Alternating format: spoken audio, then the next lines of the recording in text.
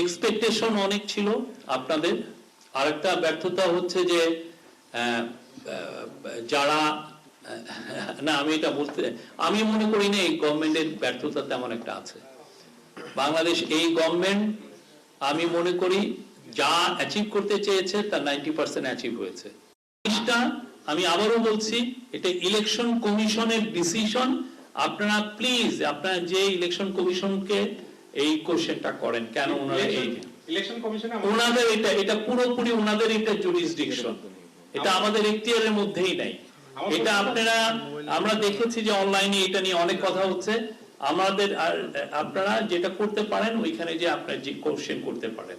আমার প্রশ্নটা হচ্ছে যে নির্বাচন কমিশনের এই সিদ্ধান্ত মানে অন্তর্বর্তী সরকারের যে ভালো নির্বাচন করার যে উদ্যোগ, সেই উদ্যোগের ক্ষেত্রে প্রতিবন্ধকতা তৈরি করছে কিনা? আমরা মনে করি নির্বাচন কমিশন সম্পূর্ণ স্বাধীন, তাদের কাজে হস্তক্ষেপ করা হয় এমন কাজ এই গভর্নমেন্ট করবে না। আর এটা নিয়ে আপনি দেখেন, আমার মনে হয় এই ডিসিশনটা মানে রিভিউ হতে পারে, আপনি দেখেন। হোয়াইট প্লাস প্রো সেনসিটিভ স্কয়ারে মাঠের বাইরেও তো আমরা এভাবে দেশপ্রেম দেখাতে পারি। এটা একটা গেট টুগেদার ছিল, যেহেতু আমাদের আর মাত্র ইলেকশন মাত্র 2 দিন আছে, এটা একটা গেট টুগেদার ছিল, তো সেই জন্য উনি একটা ব্রিফ স্পিচ দিয়েছেন। আর স্পিচে কি দিয়েছেন এটা তো আমি আপনাদেরকে বললামই। আর ওই উত্তরে আমি একটা বলি যে আমাদের সবচেয়ে বড় সাকসেস সেটা হচ্ছে যে দেশে পিস অ্যান্ড স্ট্যাবিলিটি এনশোর করা।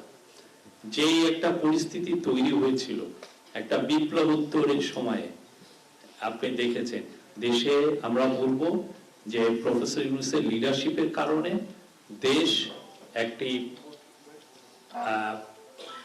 ভয়ানক রকমের একটা আমি বলবো যে বিপর্যয় থেকে উদ্ধার হয়েছে এবং দেশে স্ট্যাবিলিটি ফিরে এসছে, পিস ফিরে এসছে, এবং যেটা রিফ্লেকশন হয়েছে ফরেন ডাইরেক্ট ইনভেস্টমেন্টে। হ্যাঁ, ওই ফরেন ডাইরেক্ট ইনভেস্টমেন্ট স্পষ্ট দেখা যাচ্ছে যে আমাদের ইনভেস্টমেন্ট বেড়েছে, এবং তার মধ্যে একটা বড় হচ্ছে লালদিয়া পোর্টে